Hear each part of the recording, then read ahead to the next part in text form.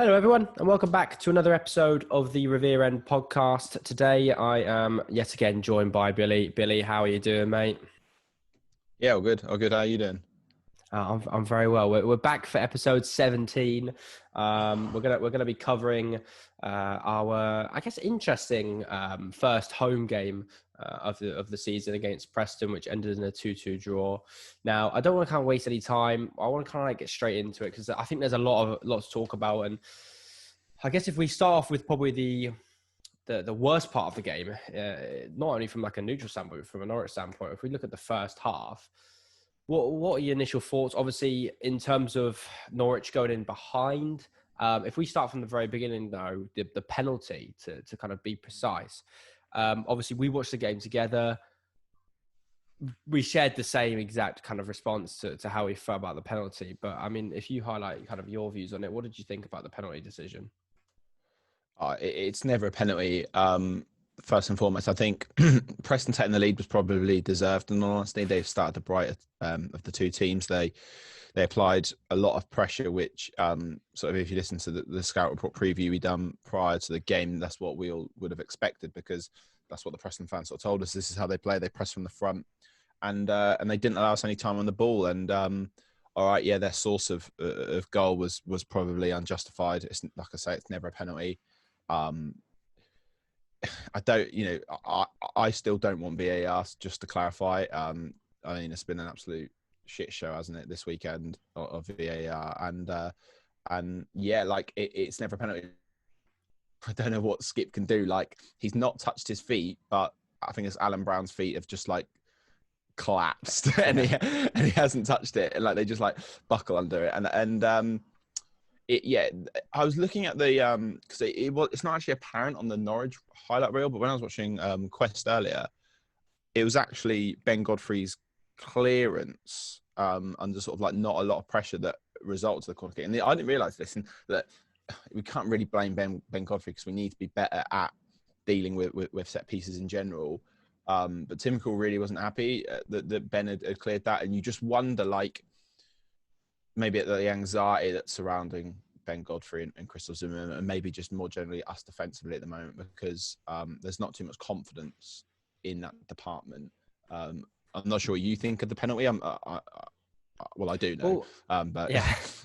Well, I want to ask you first, right? And being brutally honest, do you think that it was silly from Skip to get himself in a position where he gave the referee an opportunity to call a penalty? And do you think it was clever from the attacking player from Preston to take advantage of that?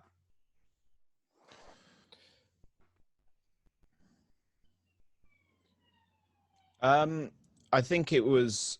Look, it's the modern day, isn't it? So like, he has bought it, but like, yeah, I still just don't think it's a penalty personally. And it was a very frustrating decision, in my opinion.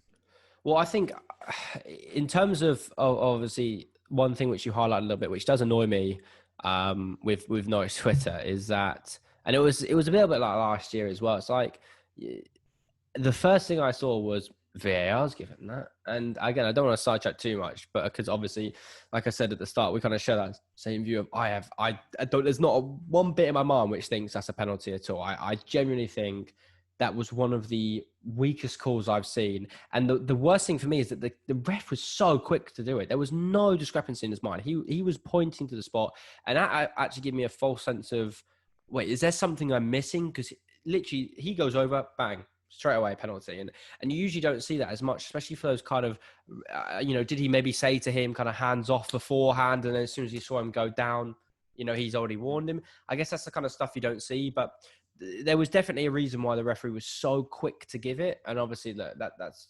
speculation. We don't really know that, but I just think it's another example of a lot of our fans wanting VAR for one situation and not for another. And I think you got to kind of take it as a pinch of salt. It was unfortunate. Yes, they did deserve to probably be 1-0 up if there was going to be a goal, but I just think it ruins the whole kind of flow of the game, and teams throughout a game will always go into different patches of domination, and to be given an opportunity to go 1-0 up like that, through literally, nothing is kind of Yeah. unfortunate. No, But it was a sucker punch. You're quite right. I mean, I if we are being critical, like we said, I don't think it's penalty, but I don't think Ollie Skip should be sort of letting Alan Brown run across him like that in the first place, and yeah, then it almost causes the panic, doesn't it, from Ollie Skip? But like, it's never a penalty in a million years, and it is frustrating. But in all honesty, like, just to touch on VAR quickly, like, I am happy to take that if it means that when Plaqueta scores and when Pukki scores, that we know they're given. Like, honestly, like, I'm not really fussed. Like, I'll take a few penalties here and there that go against us, because we'll get a few our way as well. And we haven't maybe had that same luck at the moment, which has been frustrating. But it will come. It will come. It's just, yeah, the VAR really isn't the answer, in my opinion. in terms of, I guess, moving on from the penalty, obviously Norwich then scored afterwards to equalise. It was a corner into the box, kind of a nothing corner. No one really got onto the end of it, like most of our set pieces in. Ball headed away. I forget who it was now, but who laid it back off to Quintilla. But it was a fantastic ball in. It was one of those ones which it's like perfect. It kind of it comes from the left foot on the right hand side. And it kind of just curls into that kind of like near post slot where the striker is running. And to be fair, Pukki got a really good connection on it. Not necessarily the power, but the connection was there. And you can't look past the fact that although he's done everything right in his eyes, Declan Rice had an absolute howler and kind of should have absolutely saved it. If anything, he tried to catch it as opposed to just parrying it away. If he parries that away, it's a corner and you go again. But like we said before, luck comes and goes. I know it's not quite the same amount because it's in a different essence, but you kind of felt at that time that, look, that cancels out the penalty. It's 1-1. Let's go again. And it wasn't really like that, was it?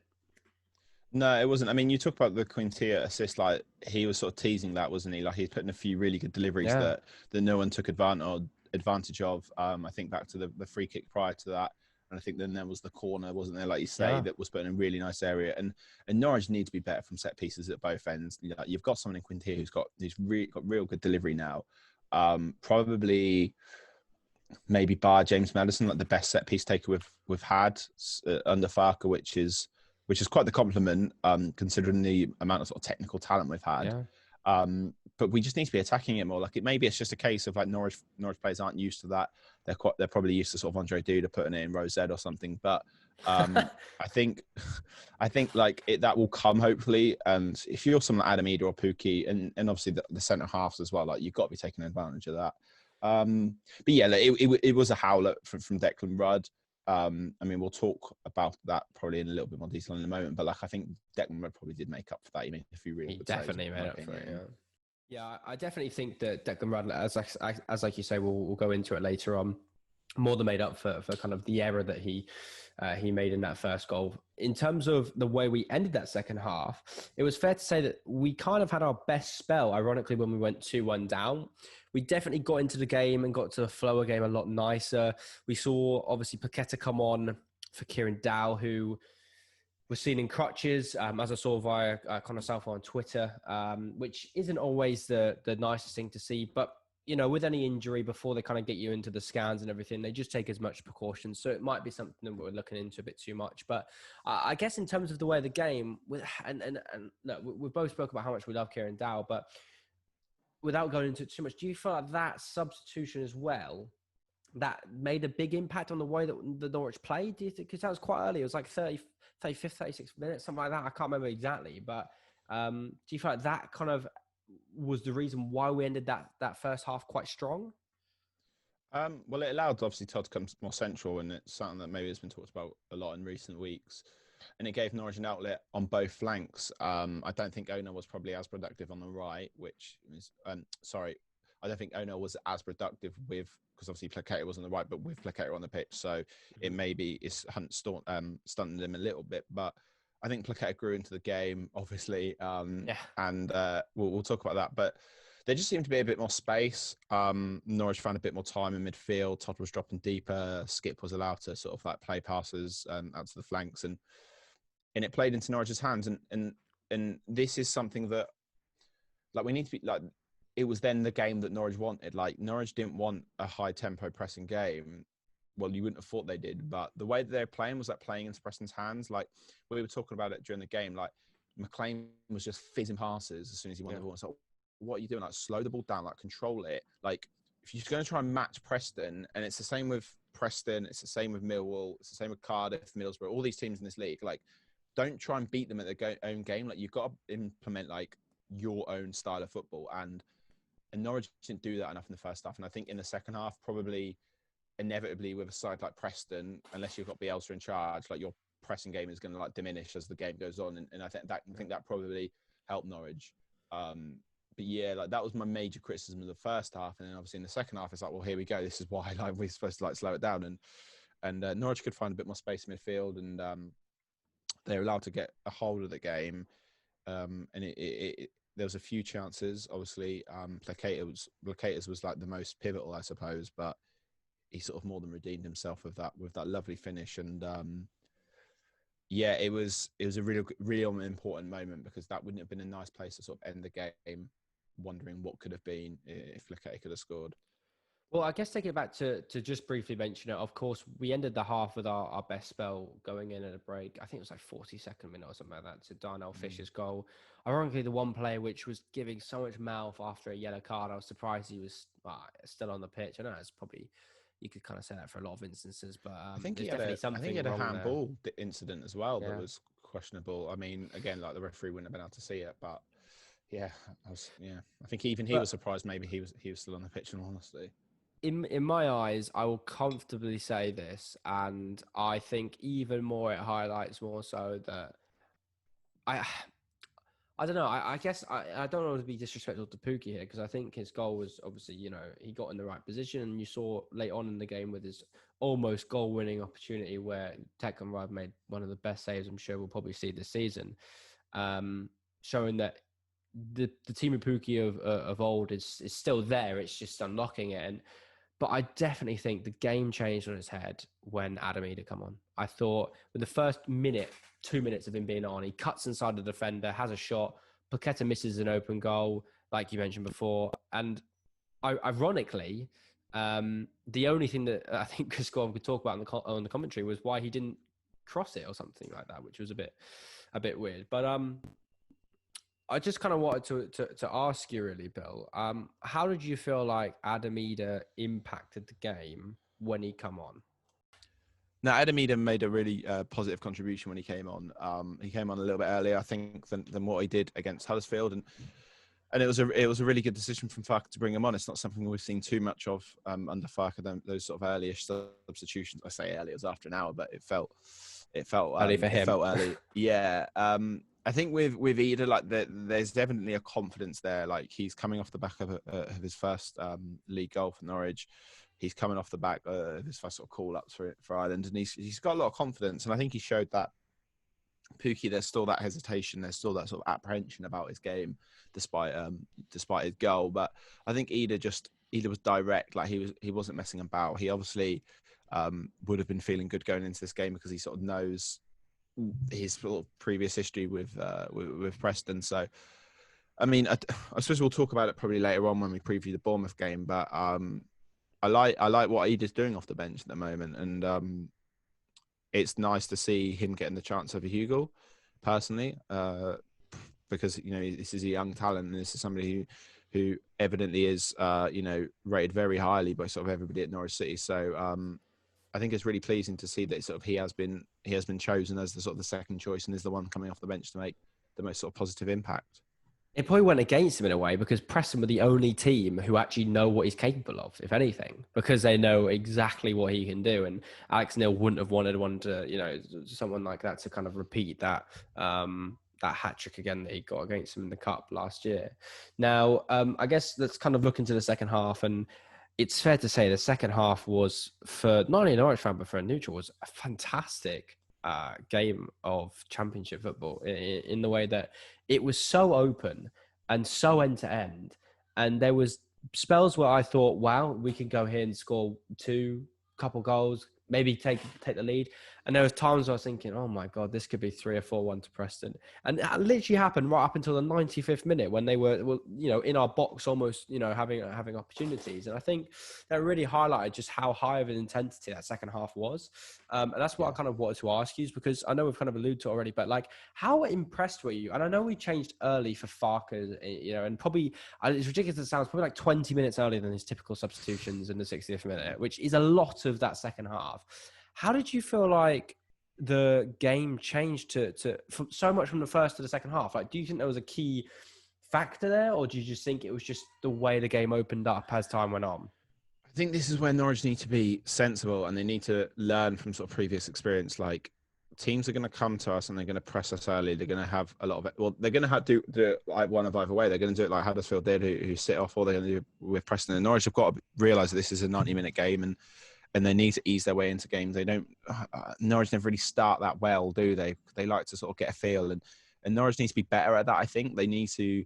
So for example, when Preston are applying that pressure early on, they just need to like stay calm and like keep the ball and try and tire them out, and the space will open up as the game goes on. And I think, I don't know if there's a major reason other than sort of like. I wouldn't have thought there was sort of like a tactical sort of like adjustment or a substitution. I mean, Ida and Plaqueta do have pace and they do cause problems, but I think Norwich eventually, Preston just realised sort of the position they were in, just sort of sat back and retreated and realised that they didn't quite have the sort of the fitness to sort of make their pressing game sort of last, I suppose. I suppose if you look at it as how we were under Farke the year we went up, it was always bizarre if we didn't go into the break 1-0 down. I mean, I'm thinking of the most memorable comebacks we had that year of, Nottingham Forest and Millwall, and I can't remember, there's a couple of others as well. Bolton.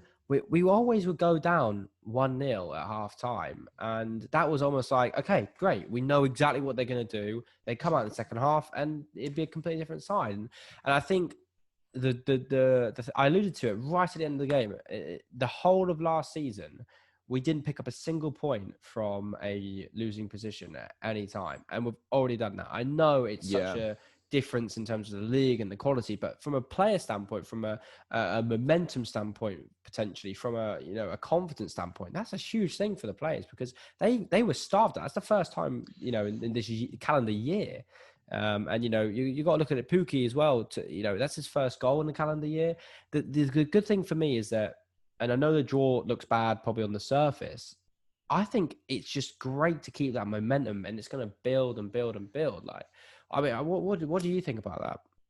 No, I agree. I think Norwich have two issues, don't they, this season? They have the issue of sort of overcoming last season's hangover in the Premier League, and they have the issue of sort of settling in this new crop of players and picking up a point, picking up 3 points, like getting these sort of like ducks off your back, I suppose. Yeah. With Pukki scoring, with Ida scoring, with coming back into games, with keeping clean sheets. Like, Norwich have to take the positives out of that game because it could have easily slipped away from them. And I think for me, like they say, it's just about taking time with it. Like, this Norwich side isn't going to rock up and all of a sudden be the 2018-19 side because they haven't had the time to gel. Like, even that season, like, how long did that take for us to get going that year? So 6-7 games. I think there is positives for sure. There is areas of improvement, obviously. You would just like to think as the season goes on, as opportunities start opening themselves up for players, we're now seeing Plaqueta get minutes, Ida get minutes. I mean, we'll talk about maybe who else would like to see sort of be provided that opportunity. And once that transfer window closes, then there will be a bit more assurance of the side that Farke has. But it will be interesting to sort of see how Norwich go on and how they develop, because there are pleasing signs, and Norwich are showing sort of signs of their quality, but they're also showing glimpses of last season and glimpses of certain personnel not quite knowing what to do in certain situations sort of tactically. So it'll be interesting for sure. Yeah, before we move on to some individual performances, obviously we'll talk about the last kind of technically 5-10 minutes of the game. Obviously Paqueta misses his chance, and I think every Norwich fan inside was more gutted for him than anything, because I think if you lose to Preston at home, look, no one wants that, but it's early days in the season. We know that we can kind of come back from it, but from a new signing standpoint, someone that we had a lot of hope for, mentality wise, that can be the end. I mean, we saw Ricky Van Wolfswinkel score one goal and miss a penalty, and then before you know it, he's the biggest flop in the club's history. And you hate to feel like what someone like Paqueta could be thinking if that's the case, and he misses that and we lose. And I think that the lovely thing is that, yes, he absolutely spooned the first volley, but it was the fact that he chased it up and took the second volley. It was a fantastic strike, and credit to him, because I thought he was one of the best players on the pitch in the second half. I thought it was amazing to see how he turned his own performance around. And I don't know if that's because he went out on the left and he was on the right in the first half. That's obviously something we've got to look at. He's typically known for being more on the left-hand side of the pitch, I guess in his days with Poland, at least from what I've looked at. But how did you feel like he reacted? And obviously, how did you feel like he took the goal as well? What's your kind of opinions on that? No, you're correct there. Like it was pleasing to see that wasn't how the game sort of culminated, and that he did sort of impress and sort of redeem himself. I'm sure Preston fans are probably saying the same about Declan Rudd in that sense. So I think you're right. Like I do feel like he is more suited to that left-hand side. Yeah. I'm not too sure sort of how much football he's had on the right, and he did look more comfortable, and he was a real threat.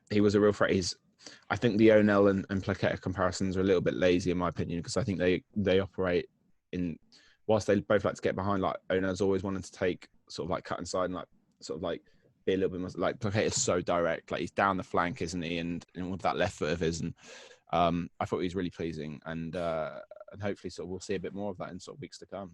And then obviously the last kind of thing I want to touch on, which we've already mentioned, is the chance right at the death. I think it was like 93rd minute. It was like I don't know who played the ball out to him, and it will really annoy me who played it. It was Idah. Idah, a lovely ball into the channel for Paqueta. If anything, it was slightly overhit, but because he's so fast, it looked like it was perfect.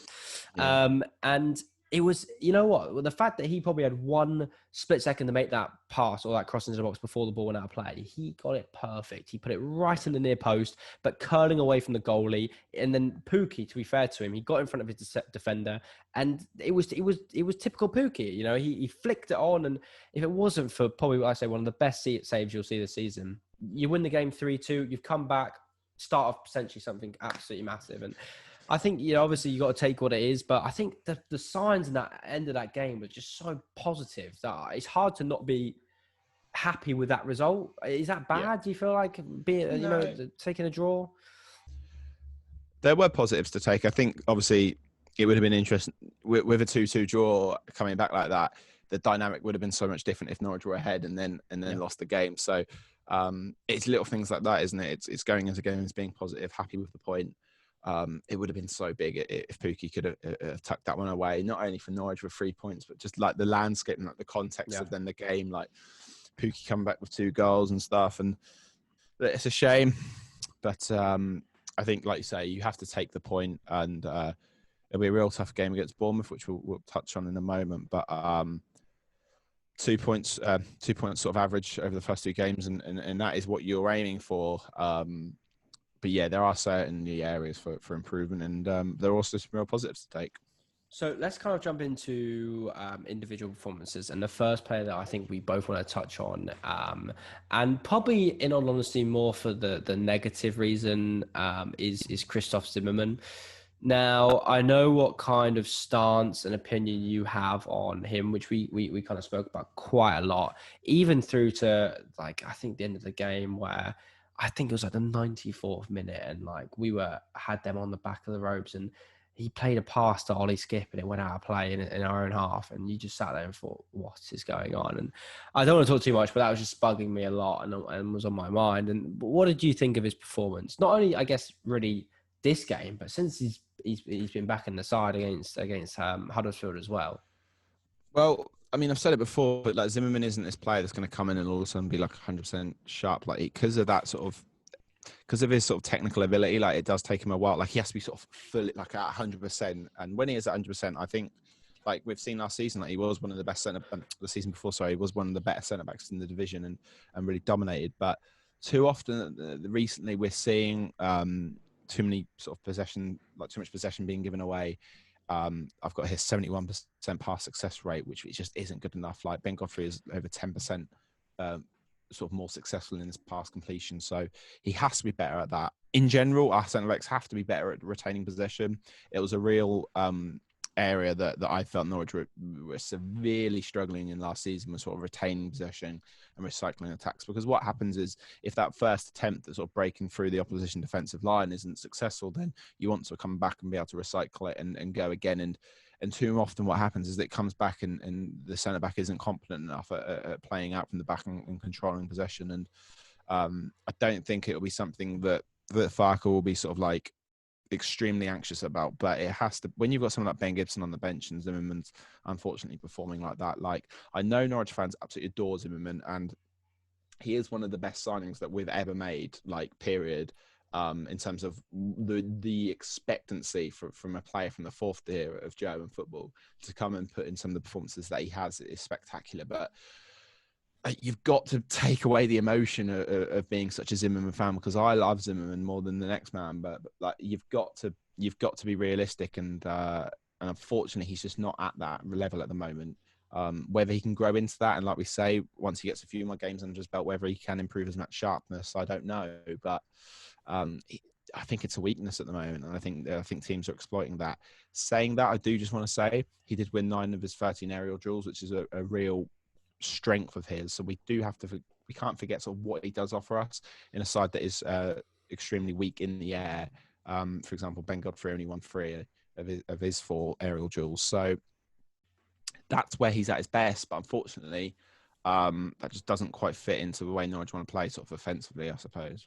I think I remember a time in the first half when it's probably like 30 minutes in, and I remember Chris Gormson on commentary said Norwich just don't look like they've got going, and not like they're playing out of the back. And I think when you play the way we play, and for the majority, I'd say 80 to 90% of the passes that the defenders make will be either side, back, or into Kenny McLean or Oliver Skip. Not really anything outside of that. Nothing which you should really struggle with. So to make 70%, I guess it will probably sound all right to most people, but I think you got to remember the types of passes and distribution which he's going to be responsible for. And I think that highlights to me the fact that there's a lot of unnecessary times where we're turning over possession, where we should be actually pushing out of the back and creating an attack forward.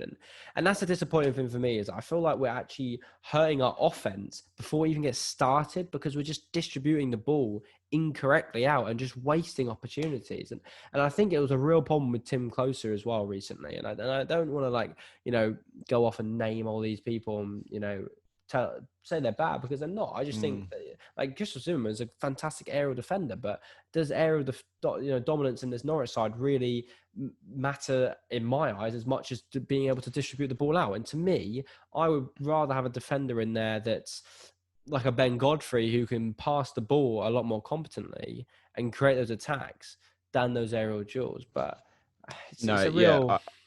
I agree. And Norwich, Norwich's attack starts from their defence, and their defence starts from their attack. Yeah. And we'll get on to sort of somebody that I want to talk about in Todd Cantwell and how he pressed from the front and how he contributed defensively. But you're right, like there needs to be more competency in that department. I don't think Ben Godfrey is immune from criticism. I think Ben Godfrey hasn't really, over the last few games, performed that well, in my opinion. And I mean, the 50 million price tag sort of seems laughable at the moment, doesn't it? And with all due respect. So, but with Ben, you can accept it because there's evidently areas for improvement, and there's evidently sort of like at the age he is and stuff, like you can almost accept it. But no, it wasn't great. Okay, so in terms of moving on to the next person we talk about, and I guess we'll cover the reason why they're quite topical at the moment later on when we look at some transfer speculation, and it's Max Aarons. All I'd say is that, again, without going into it too much, it looks like a man who is in demand. I thought, and who knows it as well, by the way. I do want to say, I thought we said it a couple of times at the start. He was getting absolutely rinsed by Thomas Barkhausen on the left hand side. I thought he was done for pace for the first 30 minutes of the game. But I think he recovered well, and I think he looked fantastic in the second half. And I didn't know the man could hit a ball so sweetly with his left foot. And I hope we asked for about £10 million more for that, because I generally thought at some point that he was just going to go for goal every time he went forward. But I mean, on the whole, what do you think of his performance? Do you think it was defensively for a start? Did you think he should take any kind of accountability for sometimes the lack pieces of defending? I mean, how did you kind of feel about him? It's always tough to sort of blame our wing backs for defensive actions when we know sort of how much emphasis there is on the attacking input that they provide. So it's hard to be too critical. What I would say is, like I said, like the spotlight was entirely on him, and he looked like a player trying to impress for a move, and I think tried to impress too much. In all honesty, I think his attempts were a little audacious.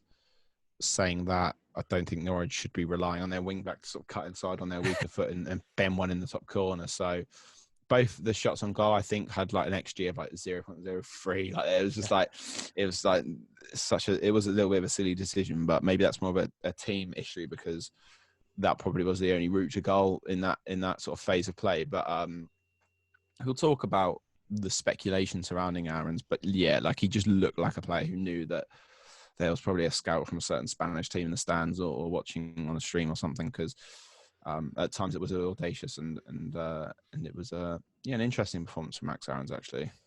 Well, let's go on to, again, a man, and again, we'll probably touch on him a bit briefly because he's probably the man we spoke about the most, but it's Premislav, or however you say it, is probably might as well be his middle name nowadays, Plaqueta.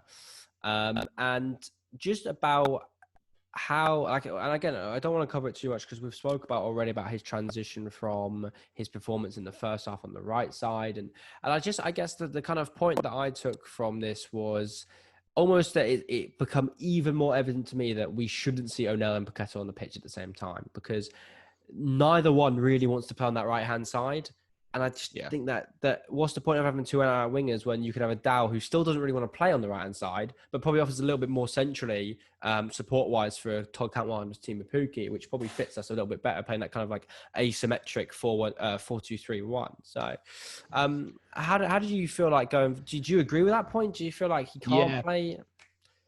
It's interesting you say that, because we sort of said a similar thing about Todd and Dow previously. So then you're like, well, what do we do? Yeah. Which is interesting. We'll get into some of the transfer speculation. Yeah. Not too sure how much truth there is in certain links on the right-hand side of Norwich midfield, should they come in. But yeah, I agree. Like, I don't think either of them thrive. And I think it is one or the other, which I don't think is a bad thing, because it does offer Norwich a lot of balance. But it would just be interesting to see how Farke manages that, because you've got sort of two or three players who are very similar to sort of one another, and how we get that blend right is going to be sort of interesting in that three in behind. It might maybe result in sort of a change of system. I don't know, but it'll be interesting to see for sure. All right, so I'll let you take the lead on Todd Cantwell before we move on to Adam Idah lastly. Obviously, you said earlier you were impressed with how he transitioned from defense to attack, I think. And I said I wasn't impressed, actually. Oh, was it? Naughty Todd. In that case, I'll let you take the floor on this one. What were your thoughts on Todd and how he played? I think, like, offensively, like he was very productive. Like, he found those pockets of space well, and it probably was a bit of a shock to him to all of a sudden find himself in the 10, because I think that is the position he wants to play, and I think it's a position that he'll be recruited for should he leave. So all of a sudden to find yourself there, like, quite early on in the game, probably was a bit of a shock to him. I like Todd going forward in that role. I think he finds pockets of space. But like I said, he's fairly good on both feet, so he can sort of like play this pass. And there's a few balls that he sort of threaded through, which are really nice. But yeah, I just think we're seeing why, like, Daniel Farke has never seen him as an out-and-out number 10 in this system, because I don't think he provides that energy from the front like a Stiepermann does, although I'm not saying Stiepermann should come into side, because I'm a big critic of Stiepermann's, but I think it's probably sort of, it's evidence as to why, like, we haven't seen more of Todd in that role, because that's not his game, and that's not a criticism necessarily, because like we spoke about earlier, like he wouldn't have ever really been asked to track back or press as much as he has done in the last few years. So it'll be interesting to see what happens with Todd. I don't think either of us are. Well, nobody really knows what's going to go on there in terms of the speculation. But I think if Norwich can keep him around, I think he will be a good asset. Probably that's time to plug our Amy Windeyer versus Todd Cantwell video that we released a week or so ago. But yeah, like I like Todd going forward. I think there is areas to improve if he's going to play that role long term in terms of his defensive contribution. Well, do you feel like, and I don't know if this is just like a wider point in general, but Leighton in the game, and I was watching the Crystal Palace versus Manchester United game last night, and I noticed it with Bruno Fernandes, who's probably in the world one of the best in that position, that kind of number 10, and I feel like, I don't know if it was almost like Steven Gerrard who adapted it under Brendan Rodgers, but that number 10, and I feel like Todd has a lot of the same traits. When you're not let's say an out-and-out number 10 like Stephen, where you want to kind of be in the thick of it and on the final third on the edge of the box, making those kind of 1-2s or turning and shooting. I feel like you tend to see that number 10 drop into almost like a number kind of 8 role late on in the game and sit alongside the centre half and push forward with the ball. And I feel like Todd did that quite a lot. And I didn't actually mind it. I thought it was actually I actually thought that was quite good of him to do that, because I think Todd is one of those players which is going to be really underrated with the supporters this year. And I don't think that's harsh to say, because I think a lot of people expect him to go, and I think a lot of people still love him as a player. But I think a lot of people have been questioning his loyalties, and it'll be interesting to see kind of what transpires with Todd. I think over, it's not only just to the end of the transfer window, but obviously further from there. But I definitely was impressed with how he was offensively. But like you say, I do just always feel like with Todd, we're a man light at the back. Reminded me, sorry to intersect, but it reminded me of Wes Hoolahan when he played there. Yeah. And you could sort of get away with it, couldn't you, back in sort of 10 years ago? But it doesn't feel like that's the case now, and there is too much emphasis. And I think Todd probably does offer a bit more defensively than Wes Hoolahan, because it literally, we were pretty much nine men. Yeah. It's that bad. But yeah, like it, like you said, it'll be interesting to see sort of how it all pans out, either sort of post the transfer window and also sort of like the rest of the season as well. For me, Todd's always going to be a player who's going to have speculation around him. I think that's just comes with it, doesn't it? And then lastly, before we kind of go on to some of the transfer speculation, we'll talk about Adam Eder. Again, like to Plaqueta, we've kind of spoke about him a little bit already. But I was just so impressed with him. So impressed with him. I think every time I watch him play, I think, man, this kid is going out there. He's absolutely fearless. He's like 20 years old, like 19, 20. And he just wants it. That's all he wants. He just wants to get on the pitch. He's direct. He just wants to get goals, make things happen.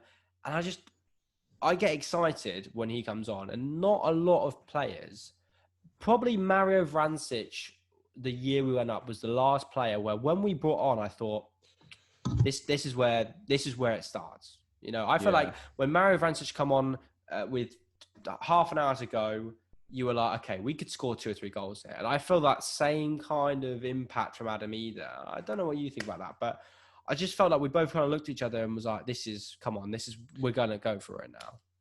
Yeah, I mean, we have spoken about Eder a lot, so I'll be brief, but I like the fact we're keeping him hungry, and I like the fact we're seeing that impact from the bench, because I think we've lacked that probably in recent years.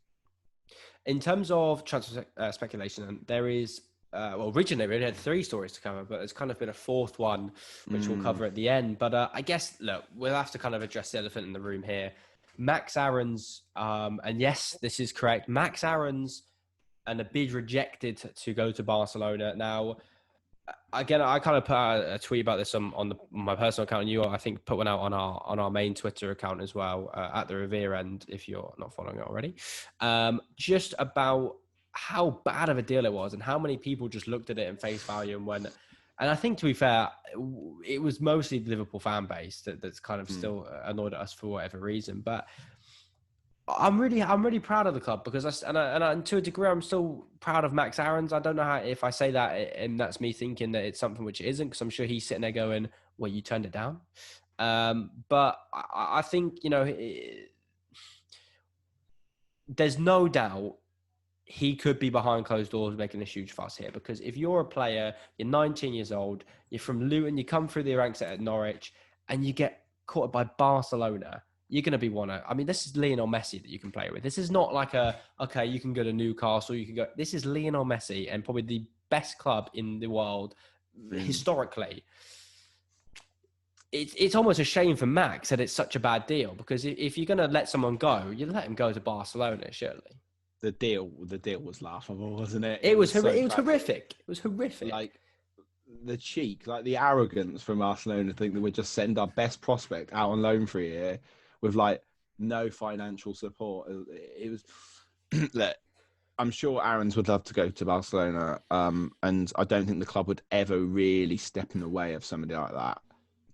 But when it's such a ridiculous bid, it's just like, look, Max, like, I'm sorry, but like, you just can't go for that. Like, even if he was like, right, you can go to Barcelona, and if Norwich will get like a sizable package if he doesn't play X amount of minutes or whatnot, I can see it, because what an experience for like one of our most exciting talents. And I think you'd be like, you know what, like, fair enough, I'd do it. Like, we'll still be sort of supplemented or sort of financially if it doesn't benefit us. But it's a shame, because I don't want to see Max go, but do I want to see one of Norwich's young talents go to Barcelona? Then yeah, kind of, because it's like quite exciting, and it's like a really good progressive sign of like where the club's going. But unfortunately, the deal just wasn't there, and maybe if I get what you're saying about Aarons, that there might be a little bit of fuss behind the scenes, we don't know, that's sort of speculating, but his name's out there and the link's out there, and he's a very hot topic at the moment. So if he wants to move, then it probably wouldn't have done him too much harm, to be honest.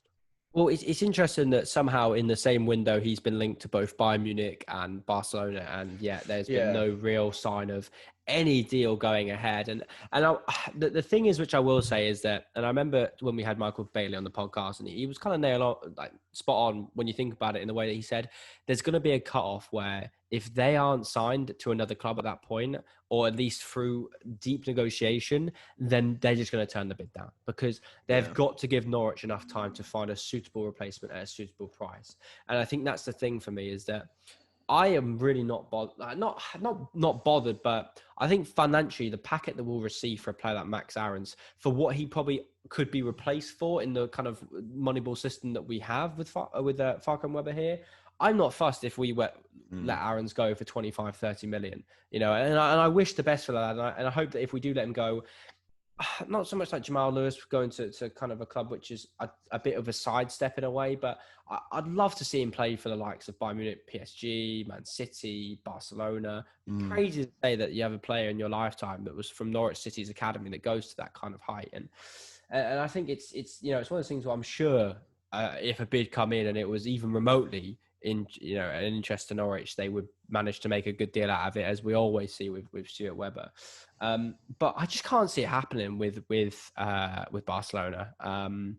I think if he is going to leave, it's going to be someone who I guess respects his quality and his value a bit more. And I think it's the exact reason why Jamal Lewis isn't a Liverpool player right now, is because the club that was trying to sign him didn't respect the value that he had to Norwich City at the end of the day. And that's the overall thing, and I think it's disappointing for him. And I absolutely agree with that point. But look, we have to think about ourselves first. The guy's under contract for another 4 years, which is great for us because it's going to add so much value to him. I would be a bit annoyed to see a loan with an option to buy, even if it was an obligation, because so much can happen in that time, which is only really going to raise his value potentially. And also, we're not going to see any of that money until a year later. If we're going to sell a player at that, I'd ideally want to see the money there with a little bit of add-ons as well, as like a bit of a piece for a couple of years down the line when he plays for England and whatnot. But do you have any, like, how do you feel if Aarons was to leave this window? What kind of I guess grounds would you like to see him leave if he was going to go? I've always felt the best deal for Aarons and the club would be for him to be purchased by a club to then be loaned back. I don't know if there'd be any sort of barriers in terms of Norwich's loan quota or anything like how, like if we've exceeded it, but I've always felt that'd be the best option because he's playing in a system that really sort of suits his qualities, and Aarons will go like far. I think I don't know how far, but I think there is a ceiling, unfortunately, due to sort of like the talent of English right backs in the Premier League at the moment. So whether we'll see him reach the level that we expect, you know, in comparison to someone like James Maddison is a different matter. But yeah, I think for him to be sold and then sort of loaned back would be the best thing, because I just don't see him getting into sort of one of those big sides straight away. I think he could do with another year in the Championship, but Norwich probably could do sort of 25 million being added to their funds. So it's a tricky one. In terms of, I guess, the next bit of transfer business, which I gotta say was probably one of the last bits of business I'd expect to see this window. And I think I kind of saw it and chuckled a little bit, because ironically it was a player that we were going, God, thank God we ain't got him still a week before. And it's Alex Pritchard to rejoin Norwich. Now, I will admit, you definitely know a little bit more about the kind of subjects and the terms of what the deal would be if it was to be succeeded on what was rumoured. Yeah. What kind of deal would we be looking at if we were to bring back Alex Pritchard to Carrow Road? Well, it said 6 million, which I think is laughable. Something that I think we should maybe talk about is we've got Emi Buendia. So we've got the Emi Buendia speculation, and there's also in the last hour or so been a link to sort of Tom Ince. So I think we should speak about all these three not tandem, but you know, together, because I don't think there's much in any of them. But piecing them all together, you've got somebody like Buendia who we know missed like the last weeks of like the week before the Huddersfield game training, and was rested, and then he's back, and then he picks up a knock, maybe a knock on the door. Pardon the pun from somebody to Stuart Weather, but and I think that was terrible, by the way. Yeah, I know. But you can't help but think there's something going on when something doesn't feel right about the Buendia situation. And then in the last 24 hours, Norwich have been linked to sort of two Championship right-sided midfielders in Pritchard and Tom Ince. The one thing I'll say, let's talk about the Pritchard and Buendia thing, because if Norwich get 30 million for Buendia, like that would be an astonishing piece of business because of how much we bought him for 2 seasons ago. Alex Pritchard isn't the same footballer that we sold, but if there's anyone who can get the best out of Alex Pritchard, I do think it's Daniel Farke. I think from the off, selling Buendia and buying Pritchard looks like a silly move. And will it weaken our squad? Yeah. But like, think about the fact that we sold Pritchard for 13 million and spent 3 million on Buendia. And if you could then sell Buendia for 30 million and buy back Pritchard for either on a loan or a reduced fee, then you have to say that is like good business holistically. Yeah. Whether Farke can rediscover that form Pritchard had under him is another matter entirely. We know Farke loves Pritchard. The thing that I would say might be an issue with this deal is what was the context like when Pritchard left? Like, what was the feelings? Because Farke wasn't happy. But how did he go out? How was that deal to Huddersfield concluded? Because if it was sort of toys out the pram situation, then I don't think there's a route back for Pritchard. And I'm not sat here going, oh my God, I want Pritchard, but I think I'd like to see Norwich be a little bit innovative with this deal, because I think there's potential for a real smart piece of business to be done. Saying that, I don't think 6 million is anywhere near what we should be paying. I think you got to look at it from two sides, right? You've got to look at it from the side of, we already know the situation the reported situation why he left, with it not being the prettiest, again, reportedly. And you've also got to look at it in the way that if you take away everything, he's a 27-year-old attacking midfielder playmaker who has played in the Premier League, albeit relegated. He come through one of the greatest clubs in the Premier League's academy in Tottenham.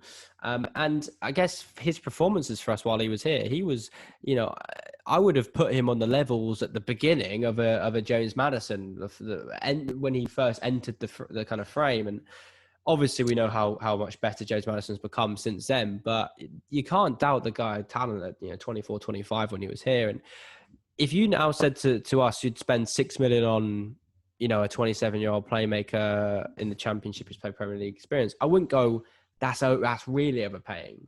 I don't think it would be a very suitable option. But I think if you can get a player like that for 3-4 million, I think that's a fair price in the market we're in. Yeah, and selling Buendia for a sizable fee as well.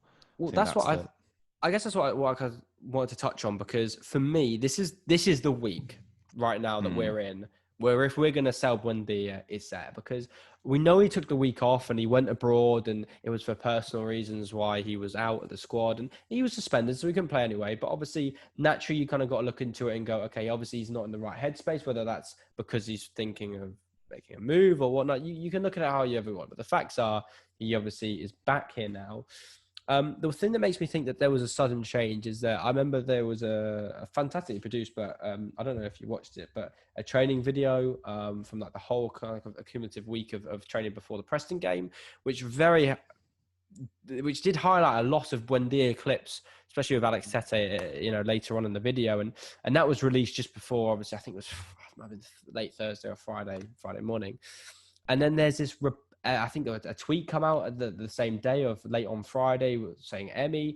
And look, we might be looking into a lot here, but everything was centering towards an Emi return to the lineup. Everything was the club going, we've got our man back. Emi Buendia is here. And then all of a sudden there's no news of Emi Buendia in the presser, from what I'm aware of, saying he'd be out until the team sheet gets announced. Yeah. And it's that he's picked up a shin injury and failed a fitness test. Now, to fail a fitness test already, you have to be pretty banged up or in a pretty bad state to completely fail a fitness test. And to do it so quickly and not have Farke mention it, that for me is the weird part, is that there was no one at all, fan base wise, knew this was coming until they released the team an hour before kickoff. That's what worries me. And that's what tells me that if there is going to be a move, it's not only got to be this week, but we're going to know, because if we face Bournemouth on Sunday and this shin injury isn't going to carry over unless it's something really, really bad. But I just think there's a lot of stuff which is key information missing. I don't know. I might be reading into too much, but what do you think about that?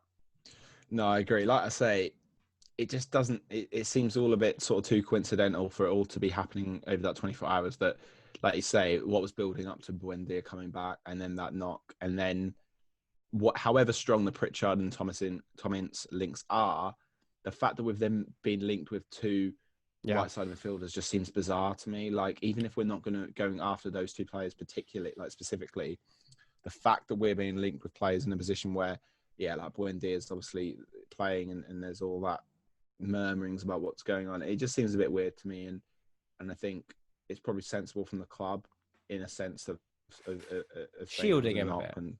Yeah, but like you say, I agree. I think this could be quite a pivotal week transfer wise for Norwich, really, as we sort of come sort of the end of the window.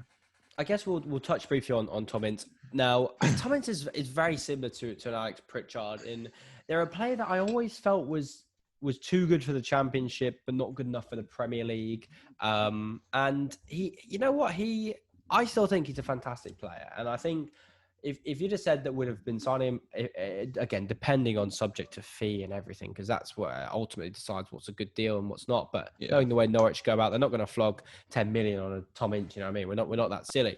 But you imagine. That's the thing. There's no denying that he is always going to have a reputation for being that kind of top-end Championship player. I remember his time at Derby. And when he moved to Stoke, there was some promising signs. Obviously, Stoke didn't have the best season last year, and they were disappointed with that. But I just think there's a player in there, and I wouldn't be, too disappointed if we sold an Emi Buendia and brought in a Tom Ince. I generally think that would be a fantastic replacement, a player that is able to cut in, is able to go down the byline, is able to link into a number 10 or a striker and play off them, a fantastic set piece taker. I just think there's a lot of upside to Tom Ince. And if you give me the choice between a Tom Ince and a Alex Pritchard at the same price, I'd snap your hand off at Tom Ince over Alex Pritchard personally. But I mean, what do you think about that? Like, are you more edging again? And this is all speculation. If there wasn't a Buendia transfer, if you had 6 million and you can put it into one, I mean, what are you? Are you a Tom Ince? Are you a Alex Pritchard? Who's replacing Buendia for you? I think, like you say, Norwich need to be careful what they do. Like, it all comes with the caveat of what could a Farker do with somebody like Buendia or Alex, Tomlinson, Alex Pritchard, because can he rediscover that form, and can Farker find it? And if so, then Norwich would be left with a real talented player. But there is also the caveat that Norwich might be left with a player with a lot of baggage, and we don't know like if there's anything in these rumours. But what we do know is that Buendia is a player that is in demand, who's wanted by a lot of clubs, and that is evidently trying to sort of the interview and stuff. I mean, we didn't even talk about the interview, did we? Like it just doesn't feel right. And I would back somebody like Farker to be able to rediscover sort of the form from Pritchard and Ince, but I don't know. We're speculating. I think the bigger issue here is the Buendia topic, isn't it? No, and I think you've done well to do everything but answer the question there. But I think regardless, it's the bigger picture of, I think if you're going to expect a Emi Buendia departure, expect it to be this week, because I would not be surprised if this is kind of the deciding factor at this point where we go, look, it's too late after this week, or look, we'll see you later. But I guess the kind of last bit of transfer business that we want to talk about is Sam McCallum to Coventry. Now, I think we probably have two slightly differing views on this. I can understand it from both sides. I'm super happy that, and we spoke about it a lot, to be honest with you, in our earlier podcasts, that we kind of expect him to go back to Coventry, and it was almost like a match made in heaven where it was going to happen. It gives him a chance to play regular first-team football in a system that fits him. Ironically, how he said it would help Max Aarons develop is likewise how I think Sam McCallum will develop. And I've no doubt that it's going to be pivotal for him. And I think it's also worth noting that he's going to be playing at the Championship, which is the same level. So obviously, at the end of the season, if, for example, Xavi Quintilla doesn't plan out, your actual left-back has been getting a year's invaluable experience, almost like a Ben Godfrey-esque kind of loan move and whatnot. But I still think there is a big thing for me around what do we do if Quintilla either lacks quality or Quintilla is injured? What is there as a backup? And not only a backup, because you can say, well, people can fill in. What is there as a quality backup? I know we were fine with Lewis last year and we didn't have many injuries, but this is a completely different player. We don't know what kind of injury history he has. He could be a Sam Byron for all we know, and then we're kind of regretting it.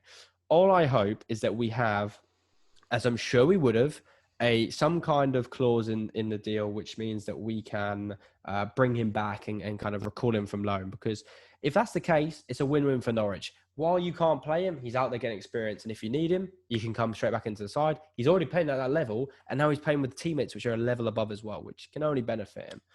But, I mean, I'll let you kind of have a talk about your side of it. But that's kind of how I stand personally on the deal itself. I think that's completely valid. There's no doubting that Norwich squad on the whole is now weaker as McCallum has gone out. But like I said, I am trying to think of the bigger picture, and I understand maybe your sort of anxiety surrounding it, because I think, like we don't know the type of player that McCallum is and his injury record necessarily, and how consistently we can rely on him for the course of the season. The thing that I'd say is that over the last 2 seasons, Max Aarons and Jamal Lewis have played 87.5% of Norwich City's fixtures.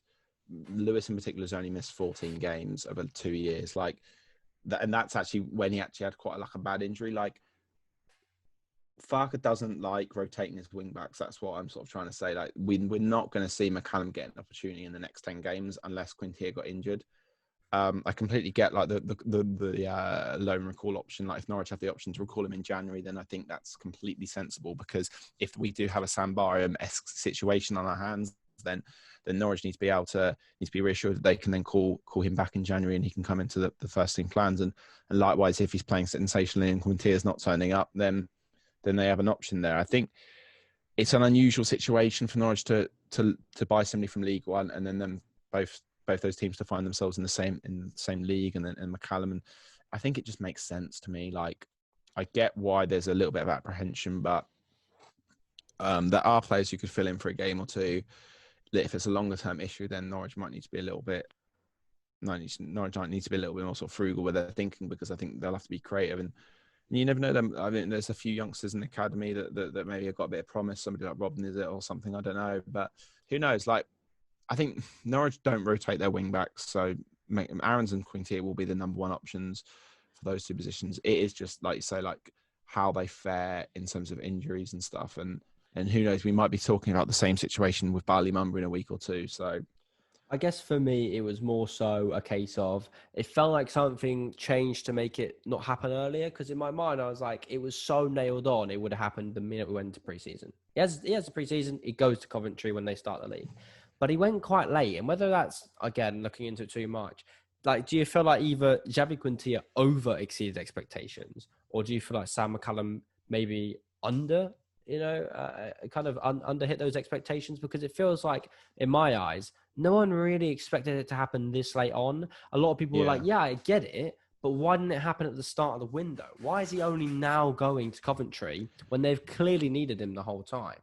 But again, I think the thing I'd say is obviously Quintilla wasn't available for the Luton game, so McLaren had to play that, and then we obviously had the Lewis scenario. I get the point, but there's probably also a situation of, like you say, then trying to sort of see where Quintilla is at in terms of playing Championship, but also what level is McCallum at? Like, what's beneficial for McCallum long term? Like I say, Norwich's squad is probably weaker after losing him on loan, but I think in a year or two we'll probably be really thankful that decision's been made when somebody like McCallum has played sort of 30, 40 games in the Championship and in a system, by the way, that really suits his play. Like, he is a wing back and a free at the back, and is allowed that attacking freedom to really express himself. And Norwich probably thought, you know what, like, maybe we just got to take one here, and this is a real good move. And if there's been assurances of football, and if Norwich have that recall option, then it works for both sides, really. well, let's move on to what's up ahead. Now, instead of previewing Friday night's game, we're previewing Sunday evening's game, I think. Is it Sunday evening? I think so, yeah. And that is against Bournemouth. Obviously, as much as I'd love to have it on Friday, it's a bit unfair when they have to play back-to-back nights, which is still crazy to me as to how you're allowed. If we'd have lost, though, we would have no excuses. Anyway, in terms of Bournemouth, now, again, this is two people that remember, obviously, Bournemouth last season, and I guess looking at how they've started, and I'm sure we'll hopefully have a scout report out with the Bournemouth fan channel this week. But in terms of looking at it from a perspective of, obviously, it's one of the newly promoted teams. It's the first matchup of two newly relegated teams. Sorry. I guess there's always that kind of thing of who's going to bounce back the best, and it's fair to say that a lot of pundits and myself, not that I put myself in that category, but myself included, I guess, would probably say that they would tip to finish quite low compared to where I guess their squad would, suggest where they are. I mean, they have undeniable talent in players like Brooks and I mean, even that goalkeeper like Begovic. I mean, Begovic is a fantastic goalkeeper, and he somehow found himself in the Championship. And there's so many other great players there. And it's almost like, okay, so how much more is this team going to get, broken up, and your Callum Wilsons and your Josh Kings and whatnot are going to go, and your Ryan Frasers. How much of that is going to happen before they start to slow down? Because right now, they actually look like a really good side from the first opening couple of games. And I think this is going to be a really tough test for us. I mean, we drew 0-0 there last year, and I think there's no doubt in saying they've got weaker since then. And I think on paper we've got stronger. And whether or not that will correlate to the game, we'll see. But what are your kind of early thoughts of the game? Whether it be Bournemouth or ourselves, how do you feel like it's going to kind of go? Like, I completely agree. I think it will be our toughest fixture yet. I think it'll be a real test, and it'll be maybe a good indication of where both sides are. Bournemouth look good. They do. They look strong, and they obviously made a sort of eyebrow. It's a questionable decision to sort of keep their assistant as the manager, but I think you can understand why. Like, Howe had been there for so long, and there was evidently maybe it's just more of a transitional decision. They've got some real talent. You speak about Brooks. I think Dan Juma is a real good player. Like you said, Josh King's still there. Like Jefferson Lerma and Louis Cook still in the middle of the park, and Dan Gosling. So they've got some talent, and there'll be a test, and it'll be good. Like I say, it'll be a good indication of where both teams are. it being at home, you sort of feel like Norwich should be coming away with the win, but you never know these sort of games, and I think it'll be an interesting fixture, and it'll be a good test for us, really. In terms of teams, now if we go kind of goalkeeper through to striker, if we kind of again both go for our own predicted lineups, formation for a start, are you thinking we're going to change anything up? I think it's going to be a 4-2-3-1 like normal. Yeah. Okay, so obviously in goal, Tim Krul. There's no debating that. I think obviously left back and right back, providing he is still here. Max Aarons at right back and Javi Quintilla at left back. Defenders, two centre halves. Ben Godfrey. Does Ben Gibson get a go? Does Zimmerman stay in? What are you thinking?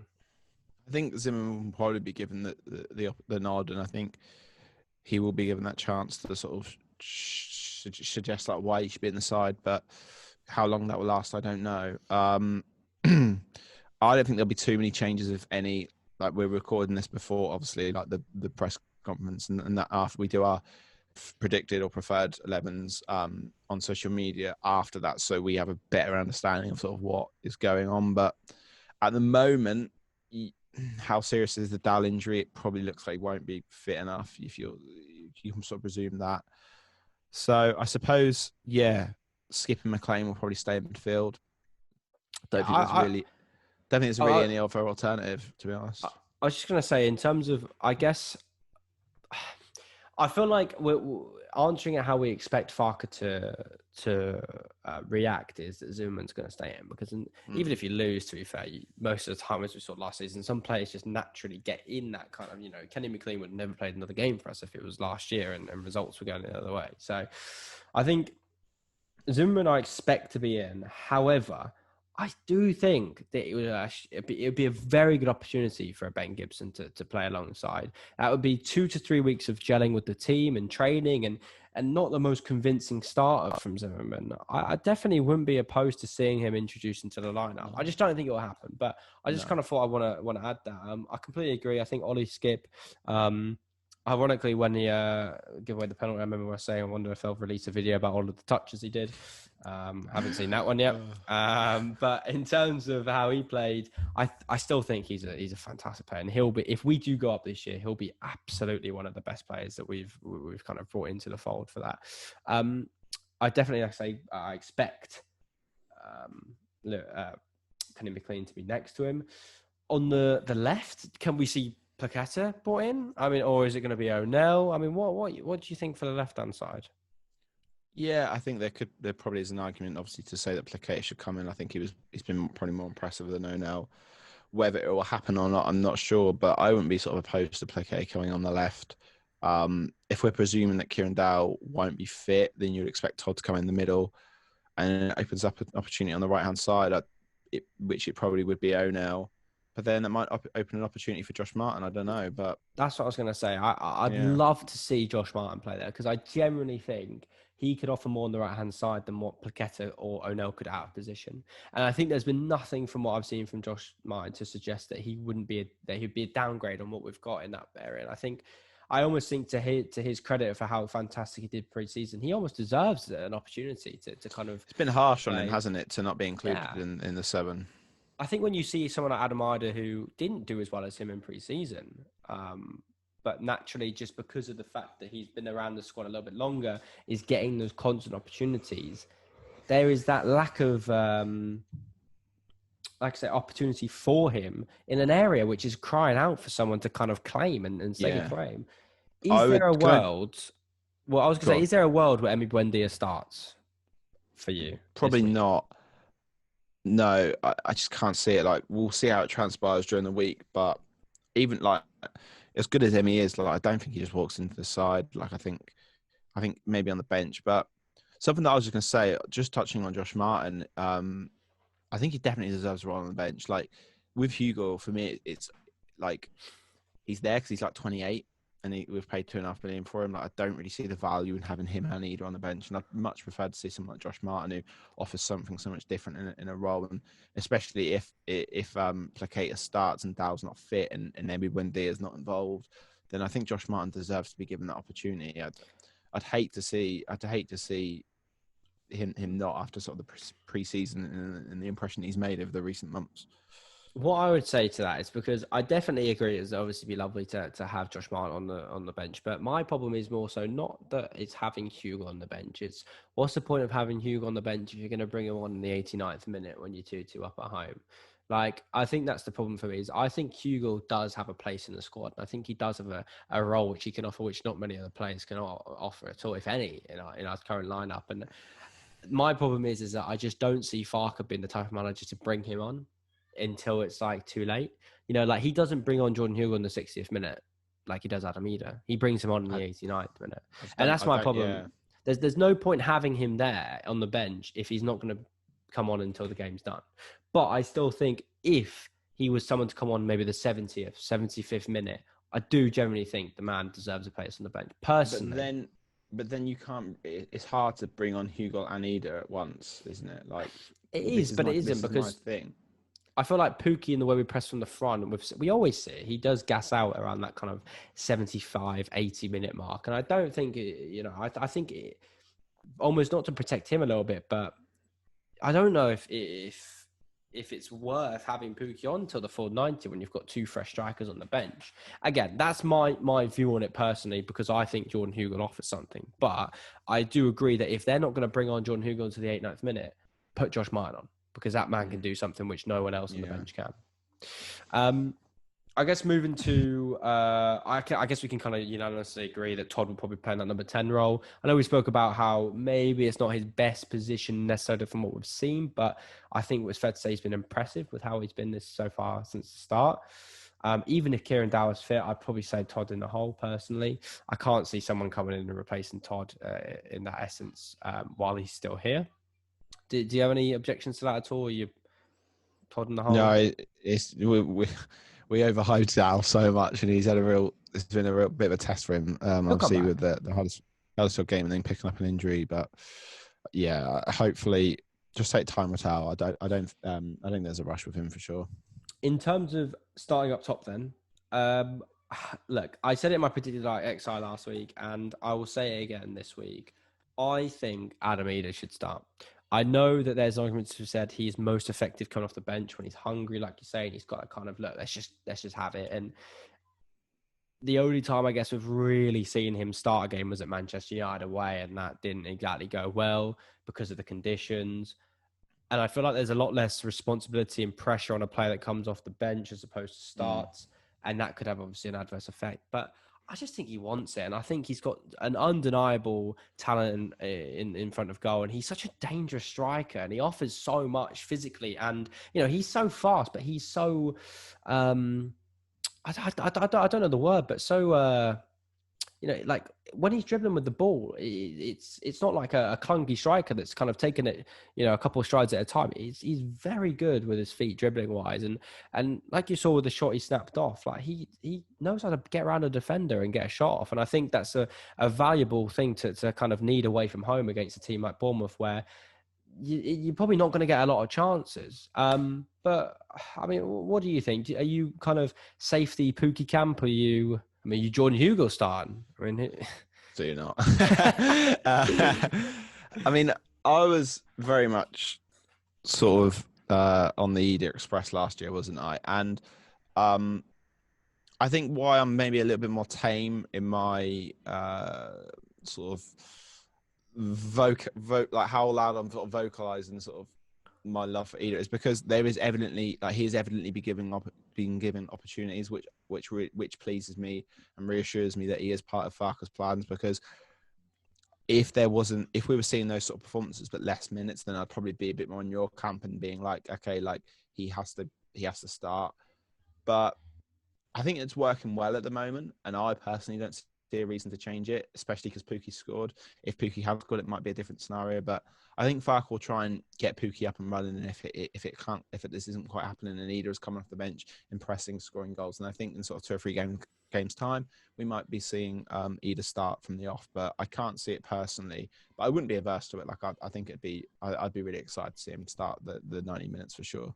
I absolutely agree with your point, and the only thing I'm going to add to it, which I don't know if you can agree with it or not, is My only thing, which is, I guess, a little bit more why I would kind of advocate for a change in that kind of striker, is because I would personally say that in the last two games against Huddersfield and Preston, the game changed the minute Adam Eder entered the pitch. We look very, very lackluster in front of goal for the majority. Because if you take Pookie's header out, which should have been saved, you go in at half-time 2-0 down. The game is probably over, to be fair, right?